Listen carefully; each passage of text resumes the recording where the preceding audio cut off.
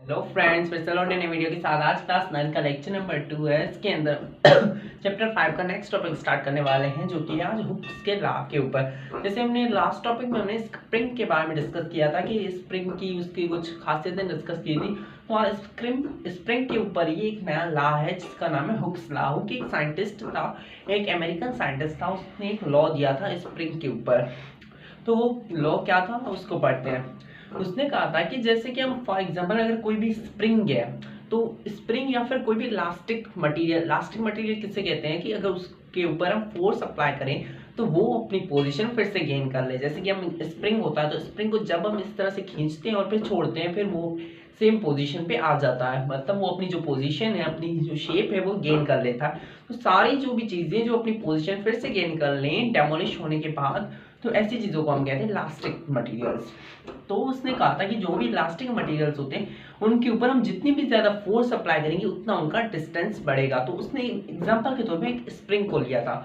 उसने कहा था अगर हम स्प्रिंग को यहाँ से इस तरह से हम उसको क्या करते हैं, स्ट्रेच करते हैं। अगर हम इसको स्ट्रेच करेंगे तो इसका जो डिस्टेंस है वो बढ़ेगा। जितना ज्यादा हम इसको स्ट्रेच करेंगे उतना ज्यादा, मतलब फोर्स अप्लाई करेंगे उतना ज्यादा इसका जो डिस्टेंस है वो बढ़ेगा। तो हुक ने कहा था विद इन इलास्टिक लिमिट, एक इलास्टिक लिमिट के अंदर, the displacement produced in the spring is directly proportional to the force applied।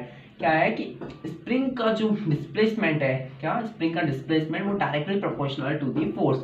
मतलब जितनी ज्यादा हमारे पास फोर्स बढ़ेगी उतना ज्यादा हमारे पास डिस्प्लेसमेंट बढ़ेगा। जाहिर सी बात है जितना हम इसको खींचेंगे, डिस्प्लेसमेंट बढ़ाएंगे, उतनी ज्यादा हमें फोर्स भी अप्लाई करनी पड़ेगी। तो क्या है, force is directly proportional to x. X क्या है यहाँ पे, डिस्प्लेसमेंट।